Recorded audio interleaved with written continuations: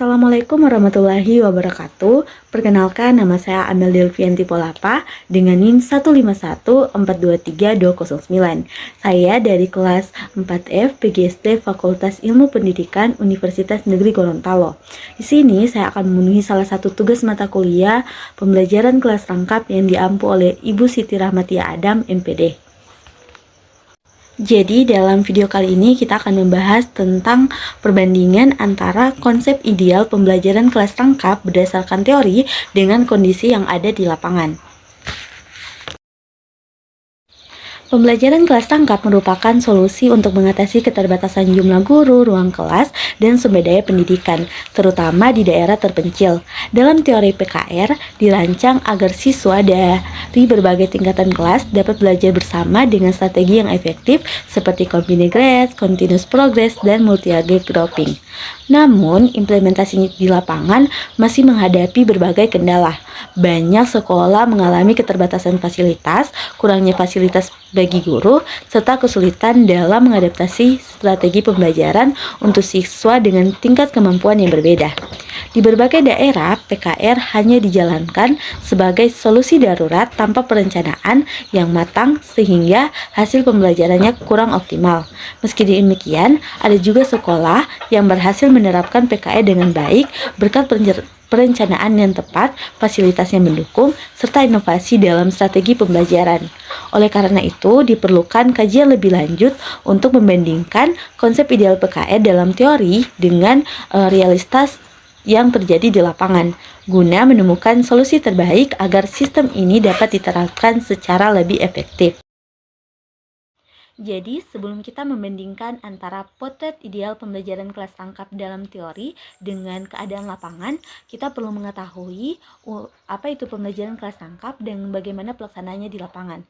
Pertama-tama, mari kita lihat apa yang dimaksud dengan potret ideal pembelajaran kelas rangkap dalam teori. Dalam dunia pendidikan, kelas rangkap memiliki karakteristik tertentu yang seharusnya diterapkan agar proses belajar mengajar dapat berjalan secara efektif. Ada 3 model utama dari pembelajaran kelas rangkap yang dapat diterapkan di sekolah dasar. Model pertama adalah model combined grades atau model kelas gabung yang melibatkan 2 tingkatan kelas atau lebih dalam satu ruangan. Dengan cara ini, guru dapat membagi siswa berdasarkan tingkatannya, sehingga ada interaksi antara siswa dari tingkatan yang berbeda. Tujuannya adalah untuk menciptakan pengalaman belajar yang lebih kaya dan saling membantu antar siswa. Selanjutnya, kita memiliki model continuous progress atau model progres berkelanjutan. Dalam model ini, siswa belajar dengan kecepatan dan kemampuan mereka masing-masing tanpa terikat oleh kelas yang kaku. Ini memberikan fleksibilitas dalam proses belajar serta memungkinkan siswa untuk mengejar pemahaman sesuai dengan kemampuan mereka. Model ketiga adalah model mixed age atau kelas multiusia, di mana siswa dikelompokkan berdasarkan usia, kemampuan, dan minat mereka dengan cara yang lebih fleksibel. Metode ini tidak hanya meningkatkan keterampilan sosial antar siswa, tetapi juga membantu rasa percaya diri mereka saat terlibat dalam aktivitas belajar. Berbicara mengenai pengolahan pembelajaran di kelas rangkap, ada 3 dimensi utama yang perlu diperhatikan, yaitu guru, kelas, dan siswa. Pertama, guru memiliki tanggung jawab besar dalam merencanakan pembelajaran, mengelola kelas, dan memastikan penggunaan waktu yang efektif. Selain itu, guru juga harus bisa mendelegasikan tugas kepada siswa untuk menjaga kelancaran progres pembelajaran. Kedua, lingkungan fisik kelas sangat berpengaruh terhadap efektivitas kegiatan belajar mengajar. Pengaturan tempat duduk, ketersediaan bahan ajar, dan rutinitas pembelajaran harus disusun sedemikian rupa agar mendukung proses belajar siswa di berbagai tingkatan yang ada. Ketiga, siswa juga memiliki peran penting dalam pengelolaan pembelajaran. Mereka perlu bertanggung jawab atas waktu mereka, menunjukkan perilaku yang baik, serta menjalin hubungan positif dengan teman-teman di kelas. Semua hal ini berkontribusi terhadap terciptanya suasana belajar yang kondusif. Selanjutnya, kita akan membahas tentang faktor pendukung yang berupa sarana dan prasarana juga sangat penting untuk keberhasilan pembelajaran kelas rangkap. Ruang kelas harus nyaman, dilengkapi dengan pencahayaan yang baik dan ventilasi yang memadai. Selain itu, perlengkapan seperti papan tulis yang bisa digunakan oleh beberapa kelompok siswa secara bersamaan, serta bangku dan meja yang fleksibel juga penting agar pengaturan kelas bisa disesuaikan dengan kebutuhan. Tidak kalah penting adalah kompetensi guru dalam melaksanakan pembelajaran kelas tangkap. Guru harus memiliki kemampuan dalam merancang dan mengelola pembelajaran yang sesuai dengan tingkat kemampuan siswa. Selain itu, penguasaan strategi pembelajaran aktif seperti kerja kelompok dan pembelajaran berbasis proyek juga diperlukan agar siswa tetap terlibat. Guru juga harus bisa mengelola kelas dengan baik, termasuk dalam pengaturan waktu dan memastikan bahwa setiap siswa terlibat dalam proses belajar. Selain itu, kemampuan untuk mengembangkan bahan ajar yang variatif sangat penting untuk dapat menjangkau siswa dengan tingkat pemahaman yang berbeda-beda. Jadi dari semua penjelasan ini kita bisa menyimpulkan bahwa pembelajaran kelas tangkap memiliki banyak potensi untuk meningkatkan efektivitas belajar dengan memahami model-model yang tepat, mengelola kelas dengan baik, dan memastikan dukungan dan sarana prasarana yang memadai. Kita bisa menciptakan lingkungan belajar yang bermanfaat bagi semua siswa. Baik, selanjutnya kita akan membahas implementasi pembelajaran kelas tangkap di lapangan. Meskipun secara teori, pembelajaran kelas tangkap dirancang untuk meningkatkan efektivitas belajar dalam kondisi keterbatasan sumber daya, implementasinya di lapangan masih menghadapi banyak tantangan. Beberapa sekolah telah berhasil mengadaptasi PKR, tetapi banyak juga yang masih mengalami hambatan dalam penerapannya. Berikut adalah gambaran implementasi PKR di berbagai sekolah. Yang pertama ada implementasi model pembelajaran kelas tangkap di lapangan. 1. Model Combined Grades. Model ini diterapkan di sekolah-sekolah dengan jumlah guru yang terbatas, di mana satu guru mengajar 2 atau lebih tingkatan kelas dalam satu ruangan. Contoh di Kabupaten Jayapura, sekolah dasar menggunakan model ini untuk mengatasi kekurangan guru. Namun implementasinya belum optimal karena mereka masih menggunakan metode pembelajaran konvensional yang kurang efektif untuk kelas rangkap. Yang kedua ada model Continuous Progress. Model ini memungkinkan siswa untuk belajar sesuai dengan kecepatan dan kemampuan mereka masing-masing tanpa terikat dengan tingkatan kelas tertentu. Contoh di SD Smart School di Jakarta Selatan mengadopsi metode ini dengan pendekatan Plan, Do, Check, Act dalam pembelajaran daring. Namun model ini masih belum diterapkan secara luas di sekolah-sekolah dasar di Indonesia karena kurikulum yang masih berbasis tingkatan kelas tetap. Yang ketiga, model Mixed Age.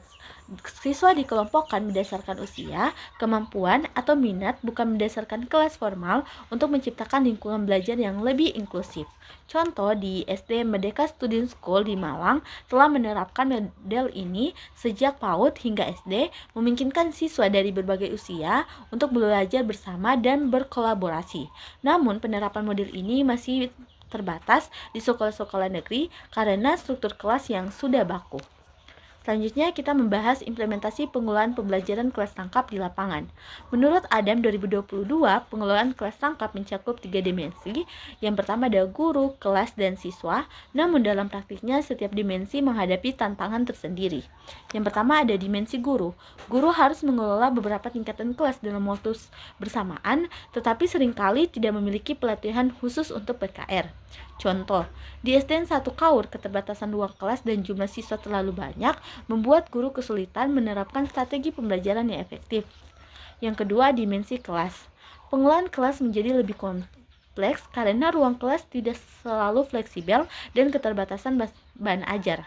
Contoh, di SDN 127 Kaur, ruang kelas yang kecil dan kurangnya alat bantu belajar menyebabkan pembelajaran kurang optimal dan sulitnya menerapkan metode interaktif. Selanjutnya, dimensi siswa. Siswa dengan tingkatan usia dan pemahaman berbeda dalam satu kelas sering menghadapi berbagai kesulitan dalam mengikuti pembelajaran yang sesuai dengan kebutuhan mereka. Contoh, di SDN 2 Kabupaten Jayapura, siswa lebih mudah cenderung mengandalkan teman sekelas yang lebih tua sehingga terjadi ketimpangan dalam pemahaman materi. Implementasi dukungan sarana dan prasarana di lapangan. Sarana dan prasarana memiliki peran penting dalam keberhasilan PKR. Namun, implementasi di lapangan masih sangat bervariasi. Di daerah dengan keterbatasan sumber daya, banyak sekolah menghadapi kendala seperti ruang kelas yang sempit, kurangnya ventilasi, serta keterbatasan alat bantu belajar. Contoh, di SDN 127 Kaur, minimnya fasilitas menyebabkan rendahnya motivasi siswa untuk belajar dan membuat pembelajaran kurang efektif. Di sekolah dengan sarana yang lebih baik, beberapa sekolah telah berhasil menjalankan PKR dengan dukungan fasilitas yang memadai. Contoh, di SD Negeri 2 memiliki ruang kelas yang cukup, alat bantu belajar yang lengkap, serta perencanaan yang baik sehingga PKR dapat berjalan dengan lebih optimal. Selanjutnya, implementasi kompetensi guru PKR di lapangan. Keberhasilan PKR sangat bergantung pada kompetensi guru dalam mengelola kelas rangkap. Namun masih banyak tantangan yang dihadapi, seperti kurangnya pelatihan khusus. Banyak guru tidak mendapatkan pelatihan yang cukup untuk mengelola PKR secara efektif. Contoh, di SDN 127 Kabupaten Kaur, guru mengalami kesulitan dalam perencanaan dan evaluasi pembelajaran karena belum memiliki keterampilan khusus dalam mengajar kelas rangkap. Yang kedua, peningkatan kompetensi melalui pelatihan dan pendampingan. Sekolah yang memberikan pelatihan dan pendampingan bagi guru menunjukkan hasil yang lebih baik dalam penerapan PKR. Contoh, di SD Negeri Gari 2 Wonosari berhasil meningkatkan prestasi siswa setelah guru mendapatkan pelatihan intensif tentang strategis pembelajaran kelas rangkap. Implementasi pembelajaran kelas rangkap di lapangan masih menghadapi berbagai tantangan, terutama dalam hal kompetensi guru, sarana dan prasarana, dan pengelolaan kelas. Beberapa sekolah telah menerapkan PKR dengan baik, tetapi banyak juga yang masih mengalami hambatan. Oleh karena itu, untuk meningkatkan efektivitas PKR, diperlukan pelatihan guru yang lebih intensif, perbaikan sarana dan prasarana, serta kebijakan yang lebih mendukung sistem pembelajaran ini. Setelah membahas potret ideal pembelajaran kelas rangkap berdasarkan teori dan melihat bagaimana implementasinya di lapangan, sekarang saatnya kita untuk membandingkan keduanya. Apakah PKR di lapangan sudah sesuai dengan konsep ideal yang diharapkan, ataukah masih ada kesenjangan yang perlu diperbaiki?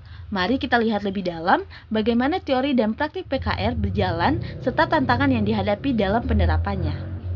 Pembelajaran kelas rangkap dalam teori dirancang agar berjalan secara sistematis melalui model pembelajaran yang efektif, pengelolaan kelas yang terencana, serta dukungan sarana dan prasarana yang memadai.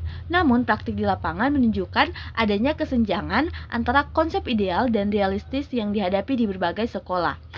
Berikut saya akan menjelaskan perbandingan antara teori dan implementasi PKR di lapangan.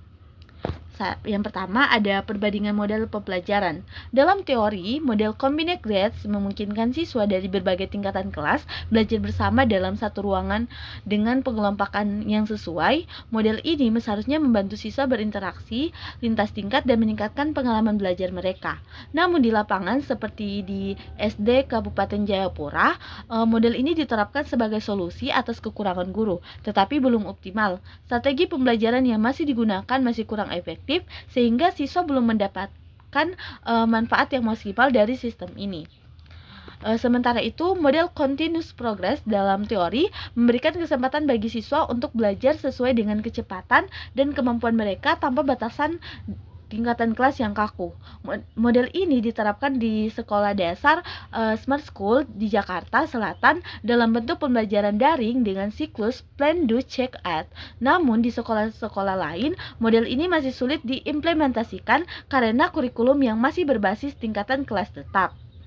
Adapun model Mixed AG yang memungkinkan pengelompokan siswa berdasarkan usia, minat, kemampuan tanpa batasan, kelas formal telah berhasil diterapkan di Merdeka Student School di Malang. Sekolah ini menerapkan sistem kelas campuran sejak PAUD hingga SD untuk menumbuhkan interaksi sosial yang lebih luas. Namun di banyak sekolah negeri, model ini belum banyak digunakan karena sistem pendidikan yang masih mempertahankan struktur kelas berdasarkan tingkatan akademik. Selanjutnya, kita akan membahas perbandingan pengelolaan pembelajaran kelas tangkap. Dalam teori, guru diharapkan memiliki perencanaan yang matang, mampu mengatur waktu secara efektif, serta menerapkan strategi pembelajaran yang sesuai dengan berbagai tingkatan kelas. Namun di lapangan, seperti di SDN 1 Kaur, guru mengalami kesulitan dalam mengelola PKR karena jumlah siswa yang terlalu banyak dan ruang kelas yang terbatas. Akibatnya, proses pembelajaran kurang optimal dan tidak sesuai dengan konsep ideal dalam teori. Selain itu, pengaturan kelas yang fleksibel seharusnya menjadi salah satu elemen penting dalam PKR. Tempat duduk siswa seharusnya bisa diatur ulang sesuai dengan kebutuhan pembelajaran. Namun, di SDN 127 Kaur, keterbatasan ruang kelas dan jumlah siswa yang padat membuat fleksibilitas dalam pengaturan tempat duduk sulit dilakukan. Ini menyebabkan interaksi antar siswa tidak berjalan dengan baik dan guru mengalami kesulitan dalam mengelola pembelajaran secara efektif. Dalam teori, siswa dalam PKR diharapkan memiliki tanggung jawab dalam belajar mandiri dan bekerja sama dengan teman sebaya untuk memahami materi. Namun di lapangan, seperti yang terjadi di SDN 2 Kabupaten Jayapura, siswa yang lebih muda seringkali mengandalkan teman sekelas yang lebih tua untuk memahami pembelajaran. Hal ini menunjukkan bahwa meskipun teori menekankan pentingnya kemandirian dalam belajar, dalam praktiknya masih banyak siswa yang bergantung pada teman mereka, sehingga tujuan pembelajaran mandiri dalam PKR belum sepenuhnya tercapai. Selanjutnya kita akan membahas perbandingan dukungan sarana dan prasarana di PKR. Dalam teori, PKR memerlukan sarana dan prasarana yang memadai agar pembelajaran dapat berjalan dengan lancar. Ruang kelas yang ideal harus memiliki pencahayaan yang baik, ventilasi yang cukup, serta alat bantu belajar seperti papan tulis, meja, dan kursi yang fleksibel untuk mendukung metode pembelajaran kelas tangkap. Namun di banyak daerah seperti di SDN 127 Kaur, keterbatasan sarana menjadi hambatan utama dalam penerapan pembelajaran kelas tangkap. Ruang kelas yang sempit dan minimnya alat bantu pembelajaran membuat suasana belajar kurang kondusif dan kurang mendukung konsep PKR yang ideal. Sebaliknya, di sekolah-sekolah yang memiliki fasilitas lebih baik, PKR dapat berjalan lebih efektif. Misalnya, di SD Negeri Gari 2, sarana dan prasarana yang memadai memungkinkan guru mengelola pembelajaran dengan lebih baik. Ruang kelas yang luas, alat bantu belajar yang cukup, serta lingkungan belajar yang kondusif membantu meningkatkan efektivitas pembelajaran kelas tangkap. Hal ini menunjukkan bahwa meskipun teori menekankan pentingnya sarana dan prasarana dalam pembelajaran kelas tangkap, kenyataannya masih banyak sekolah yang kekurangan fasilitas sehingga implementasi PKR tidak berjalan secara optimal. Selanjutnya, perbandingan kompetensi guru dalam PKR. Dalam teori, guru mengajar PKR harus memiliki kompetensi yang tinggi, termasuk kemampuan dalam merancang dan mengelola pembelajaran menggunakan metode yang inovatif, serta menyesuaikan strategi pembelajaran dengan tingkat kemampuan siswa yang berbeda. Namun di lapangan, masih banyak guru yang belum mendapatkan pelatihan khusus dalam mengelola PKR. Misalnya di SDN 127 Kabupaten Kaur, guru mengalami kesulitan dalam perencanaan dan evaluasi pembelajaran karena kurangnya pelatihan yang diberikan. Hal ini menyebabkan pembelajaran kelas tangkap menjadi kurang efektif dan tidak sesuai dengan konsep idealnya. Di sisi lain, ada sekolah berhasil menjalankan PKR dengan baik karena guru telah mendapatkan pelatihan dan pendampingan. Contohnya adalah SD Negeri Gari 2 Wonosari, di mana guru mampu menerapkan metode pembelajaran yang lebih inovatif setelah mengikuti program pelatihan intensif. Hal ini menunjukkan bahwa kompetensi guru sangat berpengaruh terhadap keberhasilan PKR. Oleh karena itu, perlu ada lebih banyak program pelatihan yang membantu guru dalam memahami dan mengelola PKR agar sesuai dengan konsep ideal yang ada dalam teori. Jadi teman-teman, secara teori PKR menawarkan konsep pembelajaran yang fleksibel dan inovatif untuk mengatasi keterbatasan tenaga pengajar dan sarana pendidikan. Namun implementasinya masih menghadapi berbagai tantangan, mulai dari kurangnya strategi pembelajaran yang efektif, keterbatasan ruang kelas dan fasilitas, hingga rendahnya kompetensi guru dalam mengelola kelas rangkap. Beberapa sekolah telah berhasil menerapkan pembelajaran kelas rangkap dengan baik, terutama yang memiliki dukungan fasilitas dan pelatihan bagi guru. Namun di banyak sekolah lainnya implementasi masih jauh dari potret ideal yang ada dalam teori. Oleh karena itu, perlu adanya kebijakan yang lebih mendukung dan peningkatan sarana prasarana serta pelatihan bagi guru agar pembelajaran kelas rangkap dapat diterapkan secara optimal dan memberikan manfaat yang maksimal bagi siswa. Setelah membandingkan antara potret ideal pembelajaran kelas rangkap dalam teori dengan implementasi pembelajaran kelas rangkap di lapangan, dapat disimpulkan bahwa pembelajaran kelas rangkap secara teori dirancang untuk mengatasi keterbatasan jumlah guru dan fasilitas pendidikan dengan berbagai model pembelajaran yang fleksibel. Pembelajaran kelas rangkap diharapkan mampu menciptakan lingkungan belajar yang efektif melalui pengelolaan kelas yang baik, kompetensi guru yang efektif, serta dukungan sarana dan prasarana yang memadai. Namun dalam praktiknya, implementasi PKR di lapangan masih menghadapi berbagai tantangan. Banyak sekolah mengalami keterbatasan ruang kelas, minimnya fasilitas, serta kurangnya pelatihan bagi guru untuk mengelola kelas rangkap dengan baik. Akibatnya, pembelajaran tidak selalu berjalan sesuai dengan konsep ideal yang diharapkan. Meskipun demikian, ada beberapa sekolah yang berhasil menerapkan PKR dengan baik, terutama yang memiliki fasilitas yang mendukung dan guru yang telah mendapatkan pelatihan khusus. Hal ini menunjukkan bahwa efektivitas PKR sangat bergantung pada kesiapan guru, sarana yang tersedia, serta kebijakan yang mendukung. Oleh karena itu, perlu adanya peningkatan dalam pelatihan guru, perbaikan sarana dan prasarana, dan kebijakan yang lebih fleksibel agar pembelajaran kelas rangkap lebih optimal dan memberikan manfaat yang maksimal bagi siswa. You're always on my mind, that's how much I care. I can't